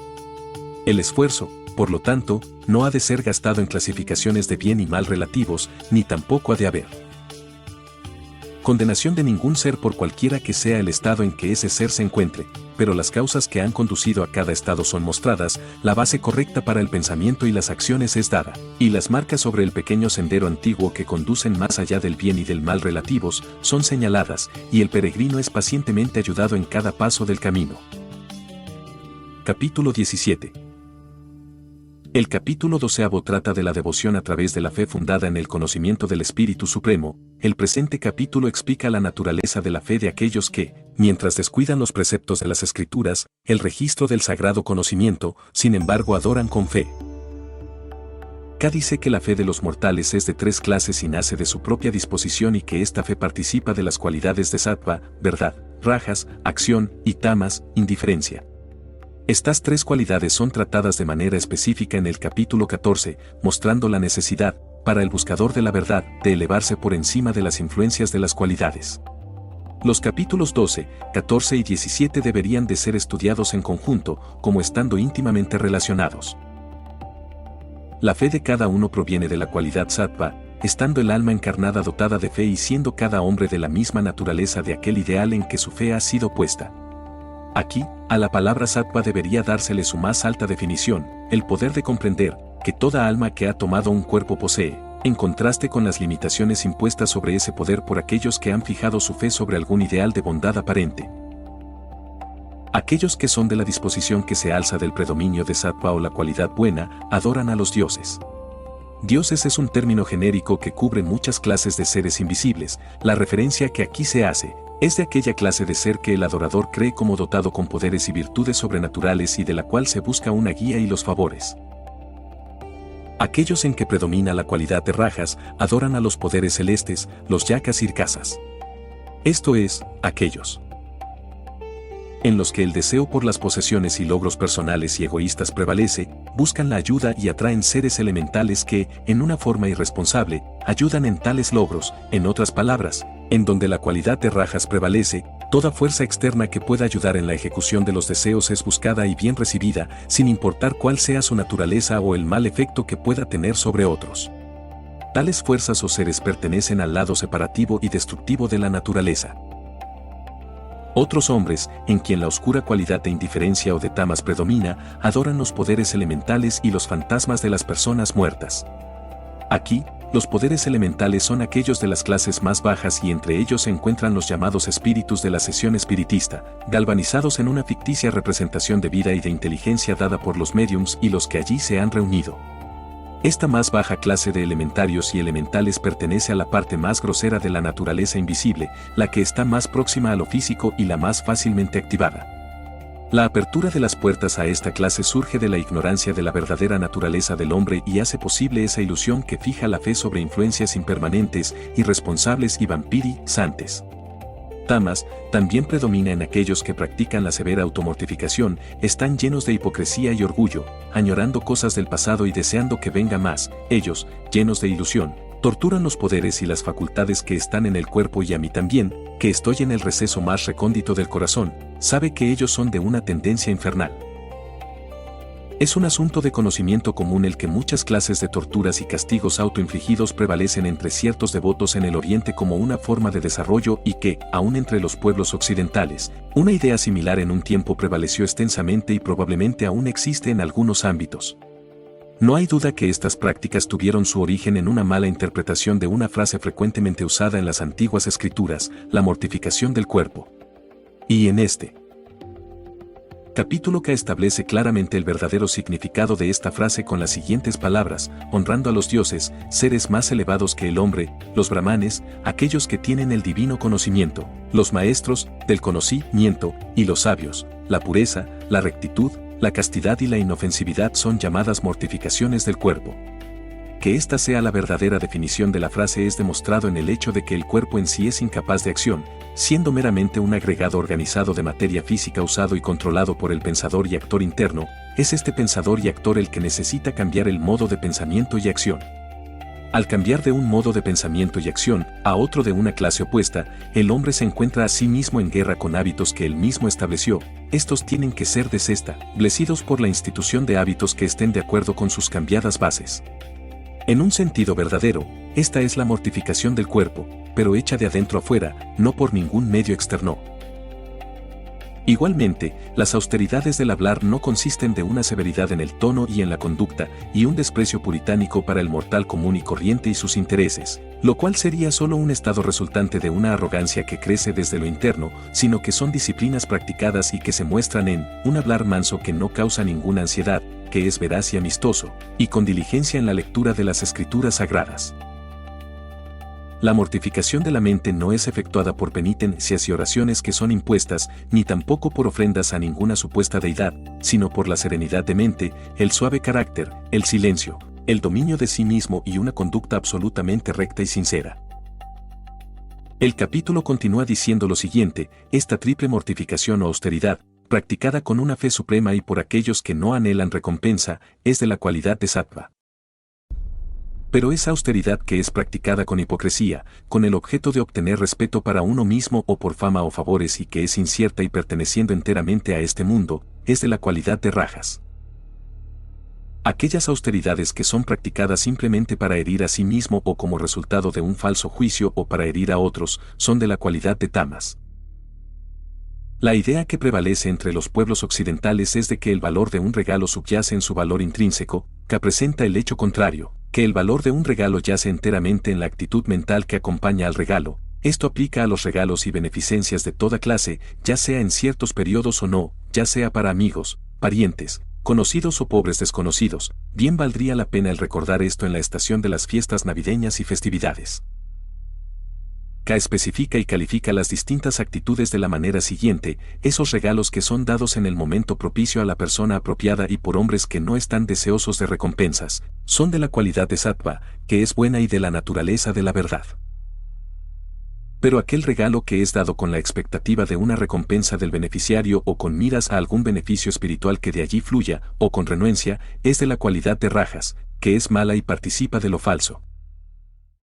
Los regalos que son dados fuera de lugar y de estación y a personas no merecedoras, sin la debida atención y con desdén, son de la cualidad de tamas, enteramente malos y de la naturaleza de la oscuridad. ¿Qué gran comentario es este sobre nuestras ideas occidentales acerca de la caridad como se dispensa ordinariamente y particularmente sobre nuestras organizaciones caritativas? ¿Cuántos regalos o caridades han sido brindados sin tener en vista el beneficio espiritual que surge de tal regalo? ¿Cuántas personas envían dinero a las organizaciones caritativas con reluctancia o deseando parecer generosas a los ojos ajenos? ¿Cuánto ha sido dado fuera de lugar y tiempo y a personas que no lo merecen, sin la propia atención y con desdén? Cada uno debe contestar esto por sí mismo. Hace falta un hombre muy sabio para hacer buenas obras sin peligro de hacer daños incalculables. Un tal sabio, por sus grandes poderes intuitivos, sabría a quién ayudar y a quién dejar en el fango que constituye su mejor maestro. Los pobres y desamparados les dirían a cualquiera quien es capaz de ganarse la confianza de ellos, los errores desastrosos que son hechos a menudo por aquellos que vienen de una clase diferente e intentan ayudarles. La bondad y el tratamiento dulce sacará a la superficie, a veces, las peores cualidades de un hombre o de una mujer que ha llevado una vida regularmente presentable, cuando han sido sujetados por el dolor y la desesperación. La gente enseña que la causa de la miseria no yace en las condiciones ni en las circunstancias, sino en las ideas erradas y las acciones del hombre mismo. Él cosecha lo que sembró en la ignorancia. Un mejor conocimiento de la naturaleza del hombre y del propósito de la vida es necesario, y a medida que esto es adquirido, las causas de la miseria son gradualmente eliminadas. No hay caridad más grande que se le pueda conceder a la humanidad sufriente que el recto conocimiento que conduce a la recta acción. El poseedor de este conocimiento estará lleno de simpatía divina por los sufrientes, él aliviará solo aquellas angustias que debieran ser aliviadas en cada caso específico, mientras que, al mismo tiempo, él impartirá tanto de su mayor conocimiento como el sufriente puede recibir y aplicar. Pero no dejará que su mano izquierda sepa lo que su mano derecha hace, no tendrá ningún pensamiento de recompensa, ni siquiera de gratitud. Él simplemente hará todo lo que él pueda y lo mejor que sabe hacer para elevar al sufriente a un plano superior de pensamiento y de acción, mientras él provee suficiente ayuda física para darle por donde sostenerse. Este es el penúltimo capítulo de la Bhagavad Gita y, tal vez, como capítulo, sea el más comprensivo de todos, porque presenta la verdadera fe una fundamentada en el conocimiento del Supremo Espíritu, el yo interior, el conocedor en cada cuerpo mortal y tres clases de falsas fes fijadas en externalidades. El capítulo considera que las prácticas verdaderas son el resultado natural de la verdadera fe, en contraste con prácticas erróneas basadas en falsas fes. Y muestra claramente que la confianza espiritual puesta sobre cualquier ser, cosa o práctica externos, impide el recto conocimiento y el verdadero progreso y no puede fallar en traer sino resultados perjudiciales kármicos. El conocimiento de la acción por el yo de todo, el yo interno, es necesario en todo pensamiento, palabra y acción, aun en el mantenimiento de alimento para el cuerpo. No prescribe ningún tipo particular de alimento, simplemente dice que lo mejor para cada uno es esa comida que aumenta sus días, el vigor y la fuerza, que mantiene a uno libre de enfermedad, la mente tranquila y satisfecha y que es sabroso, nutritivo, de beneficio permanente y congenial con el cuerpo, es eso que es atractivo a aquellos en quienes la cualidad de sattva prevalece. Hay muchas personas que han fijado su fe en un tipo particular de alimentos y que se empeñan en convertir a otros a esa particular clase de fe. Ellos, como los otros que fijan su fe sobre lo externo, son falsos piadosos de almas desatinadas. El asunto que se debate en este capítulo de la GT no es necesariamente el tipo de comida, sino más bien la adaptabilidad a cada caso particular, porque cuando todo está dicho y hecho, cada cuerpo extrae la clase de alimento que está de acuerdo a la naturaleza del poseedor del cuerpo, y esa naturaleza está sujeta al cambio desde adentro. La cosa principal a ser observada es mantener el cuerpo eficiente como un instrumento para el alma que lo habita, y esto por cualquier medio y cualquier alimento que sea necesario para ese propósito. Aquí, lo que a uno le gusta o le disgusta se deja a un lado, considerando solo el propósito del alma. El alimento que es agradable por aquellos de la cualidad de rajas es muy agrio, demasiado ácido, excesivamente salado, caliente, picante, seco y ardiente y causa desagrado, dolor y daño. La fe, estando fijada en el deseo por posesiones y logros personales, el deseo se hace acumulativo, cada objeto obtenido, solo excita el deseo en grado mayor. Esto produce tendencias correspondientes y acumulativas en el cuerpo. Cualquier alimento que fue preparado el día anterior, que es sin gusto o en putrefacción e impuro, lo prefieren aquellos en quienes la cualidad de tamas o indiferencia predomina. En donde la cualidad de tamas prevalece, hay una tendencia a afiliarse con los elementales y elementos inferiores de la naturaleza, la parte destructiva y desintegrante. La última sección de este capítulo se refiere a la triple designación del Espíritu Supremo como O, Tat, Sat, la deidad trina en su triple aspecto, que corresponde a la creación, la preservación y la destrucción mientras que recrea o a fin de recrear. La palabra Oau es una invocación de lo más elevado en nuestro interior, es una bendición, una afirmación y una promesa. Su uso apropiado se dice que lleva a la realización del yo interno. El Aum contiene, dentro de sí mismo, todos los aspectos e implica el universo controlado por el Espíritu Supremo. Representa la constante corriente de meditación que debería ser practicada por cada hombre, aun cuando está comprometido en los deberes necesarios de la vida. Para cada ser condicionado existe un objetivo al cual la mira es constantemente dirigida. En la Samkhya Upanishad se encuentra lo siguiente: Om es el arco, el yo es la flecha, Brahman es llamado el blanco. Esto ha de ser atinado por un hombre que no es irreflexivo y entonces, como la flecha viene a ser una con el blanco, él llegará a ser uno con Brahman. Conoce solo a él como el yo y abandona las otras palabras. Él es el puente de lo inmortal. Medita sobre el yo como O. Capítulo 18. El capítulo comienza con esta pregunta de parte de Arjuna: yo deseo aprender, oh tú de grandes brazos, la naturaleza de cómo abstenerse de la acción y de cómo renunciar a los resultados de la acción, y también la diferencia entre estos dos. El capítulo entero está dedicado a la respuesta dada por K. No solo están ambas, la naturaleza de la abstención de la acción y la renuncia a los resultados de la acción, envueltas en la respuesta, sino también un entendimiento de la naturaleza misma de la acción en sí y de las causas y bases de la acción. En lo que concierne a los agentes de la acción, K dice: aprende, oh tú de grandes brazos, que para la realización de toda obra, 5 agentes son necesarios, como se ha dicho.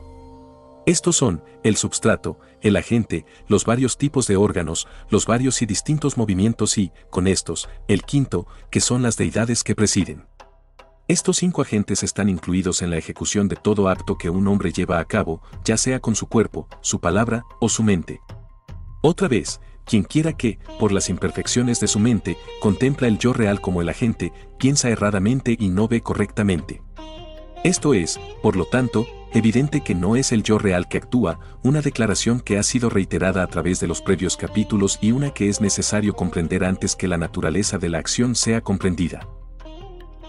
Prakti o la naturaleza es la causa de toda acción a través del universo y es también la base por la cual la acción puede llevarse a cabo, y esto es cierto en cada plano de existencia.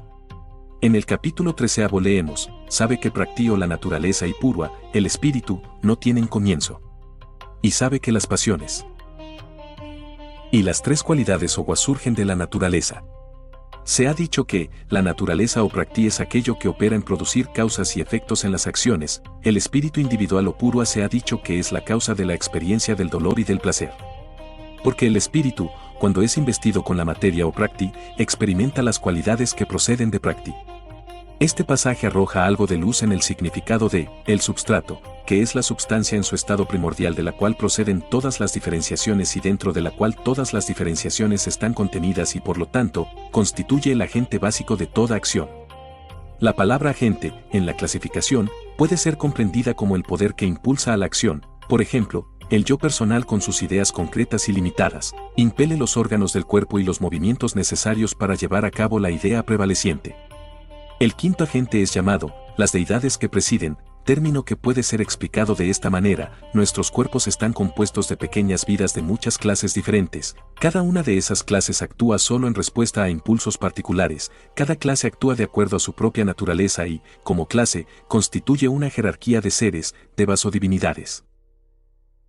Se da por entendido, desde luego, que eso del cual emana todo poder de percibir o de causar la acción, es el yo de todo. Ese poder se particulariza, por así decirlo, en el yo individual que, en planos superiores, es el impulsador de acciones en esos planos. En el plano físico, el yo personal no es más que un aspecto temporal del yo individual. Este aspecto es llamado, a veces, el falso ego por razón de su ilusión. Es este yo personal que consciente o inconscientemente impulsa a la acción las vidas que hay en sus órganos corporales.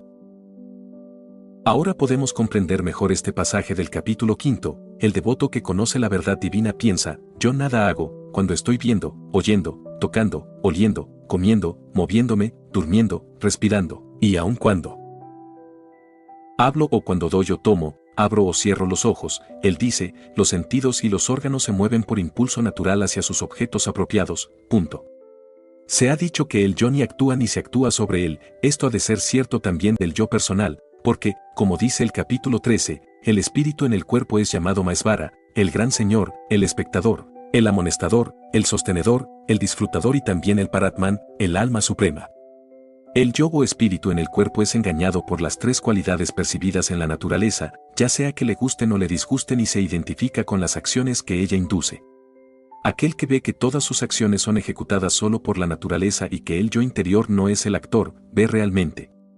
También se encuentra este pasaje, el sendero de la acción es oscuro. Aquel hombre que ve inacción en la acción y acción en la inacción, es sabio entre los hombres. Si nosotros reconstruimos nuestras ideas en lo que concierne a la acción como está indicado arriba, ello arrojará una nueva luz sobre la responsabilidad kármica, conectándonos más íntimamente con todos los yous, con todas las vidas pequeñas o grandes y nos asistirá a una mejor realización de cómo actuar por y como el yo. Habiendo determinado, por lo menos hasta cierto punto, la naturaleza de la acción, hemos activado a ese grado lo que K llama, el poder discernidor que es también llamado Buddhi, conocimiento directo, el entendimiento más elevado, el poder de juicio de acuerdo a sus varios grados de actividad. Estos grados fluyen de la atracción a una u otra de las tres cualidades que se encuentran en la naturaleza y se les describe de la manera siguiente, el poder discernidor que sabe cómo comenzar y renunciar, lo que debería y no debería ser hecho, lo que debería y no debería ser temido, lo que ata y lo que libera al alma, eso es de la cualidad de Sattva. Ese discernimiento, o hijo de PTH, que no sabe enteramente lo que ha de hacerse y no ha de hacerse, lo que debía temerse y lo que no, eso es de la cualidad de Rajas, hija de la pasión. Ese poder discriminante que está envuelto en la oscuridad, que confunde lo incorrecto con lo recto y todas las cosas contrarias. A su verdadera intención y significado, es de la cualidad oscura de Tamas. Y con ese poder discernidor, también debe haber el poder de la determinación. Porque, a menos que no seamos constantes en la devoción a la vida suprema y al ideal de una vida consciente en espíritu y no en la materia, pues seríamos desleales a lo mejor que conocemos. Pues, habiendo alcanzado el poder de discernir y al habernos mostrado el sendero que es particularmente nuestro, deberíamos poner de lado toda otra consideración que tiende a distraernos de ello. Deberíamos de cultivar y practicar ese poder de determinación que sostiene la cohesión del hombre que, por la devoción, controla cada movimiento de la mente, de la respiración, de los sentidos y de los órganos. Esto, como el capítulo dice, participa de la cualidad de Sattva, eso es, el instrumento completo es usado solo para lo mejor y el más elevado propósito. El poder de determinación puede existir sin el más alto poder de discernimiento, como en el caso de quien, buscando los frutos de la acción, aprecia el deber, el placer y el bienestar desde el punto de vista del deseo o rajas, o en el hombre de una capacidad pequeña que permanece firme en el letargo, en el miedo, en el dolor, en la vanidad y la imprudencia, atrapado por la cualidad tamásica. Si es que hemos determinado por nosotros la naturaleza de la acción, el objeto del discernimiento verdadero y la determinación que es armónica en pensamiento, voluntad y sentimiento, como también una acción conforme a nuestra determinación, solo hubiéramos podido hacerlo a través de ese algo que es la sabiduría que percibe en toda la naturaleza un solo principio, indivisible e incorruptible, no separado en los objetos que se ven separados y que es de la cualidad de Sattva. Eso es el incambiable yo interno, que, si seguimos las líneas de nuestra determinación, llegaremos a una más y más profunda realización del mismo. No puede haber realización del yo en esa clase de conocimiento, que percibe muchos y diferentes principios como se presenta en el mundo de las criaturas, o en ese conocimiento que no tiene ningún valor, es limitado y adherido a un solo objeto como si fuera la totalidad entera, que no ve la causa verdadera de la existencia. Todos nuestros pensamientos dan lugar a acciones entre las vidas que componen nuestro instrumento astrofísico y, como nunca cesamos de pensar, la acción continúa siempre, porque, como a menudo se dice, el pensamiento es el verdadero plano de acción. Aun cuando no estemos contemplando ningún acto corporal inmediato, nosotros podemos, por nuestros pensamientos, acumular una tendencia en las vidas de nuestro instrumento que eventualmente resultarán en acciones externas donde quiera que las condiciones favorables lo permitan, y caeremos víctimas de nuestra falta de discernimiento y de constancia, así como también envolveremos a otros en nuestro destino. Escucha, ahora, cuáles son estas tres clases de placer de las cuales manan la felicidad por hábito y mediante las cuales el dolor termina. Nosotros podemos obtener alguna comprensión de estas sentencias si consideramos que, cuando alguna meta u objeto deseado ardientemente es buscado y encontrado, nos da felicidad al principio y, con ello, el dolor de no poderlo lograr cesa. Pero la felicidad no permanece la misma, se resuelve en satisfacción y hábito, hasta que este último viene a ser aburridor y otra meta u objeto es buscado. Aquello que al comienzo es como veneno y que al final es como el agua de vida y que surge de una comprensión purificada, se declara que es de la cualidad de sattva. La búsqueda de los deseos trae un comienzo de dulzura y un final de amargura, el placer ganado de la vagancia, el descuido y la indiferencia atonta el alma. El emanciparse del deseo o del descuido y de la indiferencia es, al principio, como veneno, pero con un entendimiento purificado se convierte en el agua de vida. La declaración que no hay criatura sobre la tierra ni entre las huestes del cielo que esté libre de estas tres cualidades que surgen de la naturaleza, nos señala el hecho de que las tres cualidades existen en cada plano de ser.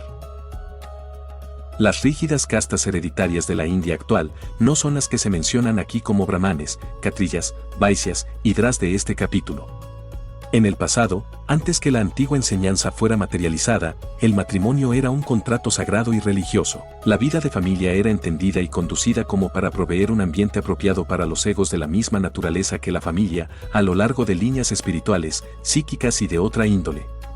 Entonces, existían castas naturales en donde todas las líneas de herencias convergían. En estos días de degeneración las castas están mezcladas y hay aquellos que nacen en castas cuya naturaleza no conforma a la casta original, cuyo nombre y privilegios ellos toman y abusan.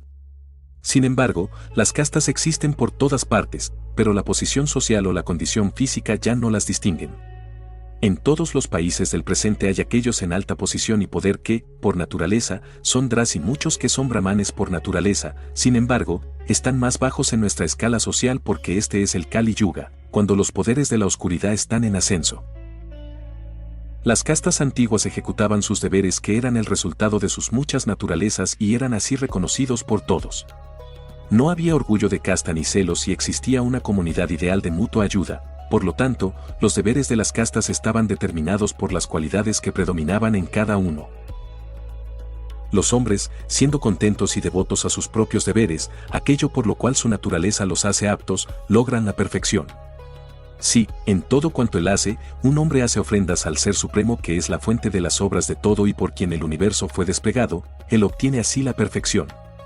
La ejecución de los deberes de la vocación particular propia de un hombre, aunque carezca de excelencia, es mejor que hacer el deber de otro, no importa cuán bien ejecutado sea, y aquel que llena los deberes que la naturaleza exige, no incurre en el pecado. El deber natural que es propio de un hombre, aun cuando esté manchado con faltas, no debería de ser abandonado. La más alta perfección de la libertad de la acción, es lograda a través de la renunciación por aquel que tiene una mente libre y un corazón subyugado. Dharma es la palabra que en nuestro lenguaje ha sido traducida como deber, pero esta tiene un significado muchísimo más amplio que aquel que se le ha dado a la palabra deber. Hay muchos que creen que el deber es algo que otros opinan que nosotros deberíamos hacer, otros, por el contrario, consideran, entra dentro de mí sin ninguna condición intermedia.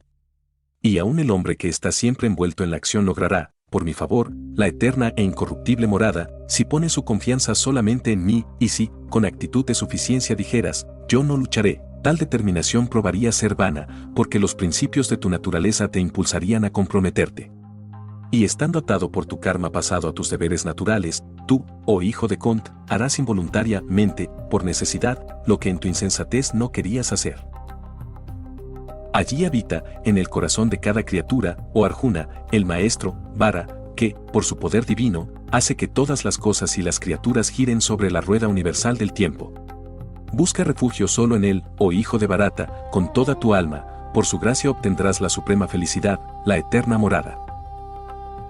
En donde quiera que K, el supremo maestro de la devoción y donde quiera que el hijo de PTH, el poderoso arquero esté, allí ciertamente estarán la fortuna, la victoria, la opulencia y la sabia acción. Cada uno es K y Arjuna, donde estos dos se hallan juntos, toda la naturaleza rinde homenaje. Al cerrar esta serie de comentarios sobre la Bhagavad Gita, quizás sea superfluo recordar que solo se ha tocado la superficie de las enseñanzas contenidas en ese antiguo libro. El punto de vista que aquí se ha tomado, de entre las 7 diferentes aplicaciones posibles de interpretación, es ese del individuo, en conformidad con los comentarios anteriores del señor Judge, pero, aún desde este punto de vista, el terreno no ha sido del todo cubierto. Se espera, sin embargo, que lo suficiente haya sido dicho como para proveer, al menos, un poco más de luz a aquellos que aspiran a aprender la ciencia de la devoción. Comentarios a la presente colección. La presente colección es denominada The Theosophy Company dado que está compuesta por traducciones publicadas por esa editorial, cuyos derechos fueron cedidos en forma totalmente desinteresada, permitiéndonos de esta forma poder reproducir estas importantes obras que tanta falta hacen en Argentina y en el resto de los países de Latinoamérica en general. The Theosophy Company es una corporación sin fines de lucro, fundada y dirigida por integrantes de la LUT, Logia Unida de Teósofos, que aparte de haber mantenido la publicación de la literatura teosófica en inglés, ha realizado, y realiza en la actualidad, un formidable trabajo traduciendo y publicando una gran cantidad de textos esenciales en castellano, muchos de ellos traducidos por primera vez a nuestro idioma. www.theosophycompany.org. La Logia Unida de Teósofos fue fundada en 1909 por Robert Crosby y es una de las instituciones que más trabajo ha realizado para mantener las enseñanzas teosóficas en su estado original, tal como fueron dejadas al mundo por HPB y sus maestros, y hoy en día existen una gran cantidad de logias a través de todo el mundo.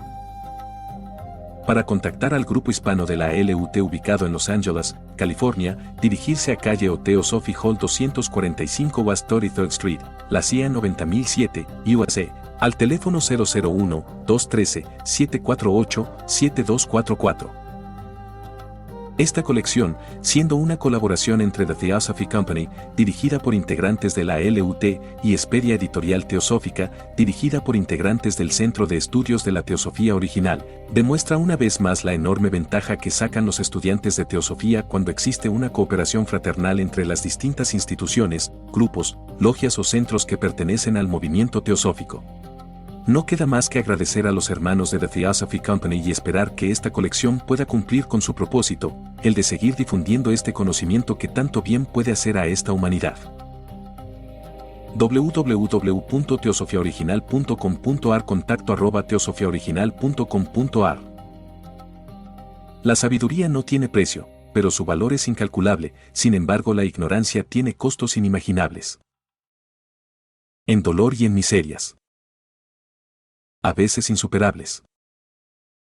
Anónimo. www.theosophyoriginal.com.ar. Este libro terminó de imprimirse en agosto del año 2016 en la imprenta Ya. Con una tirada de 200 ejemplares.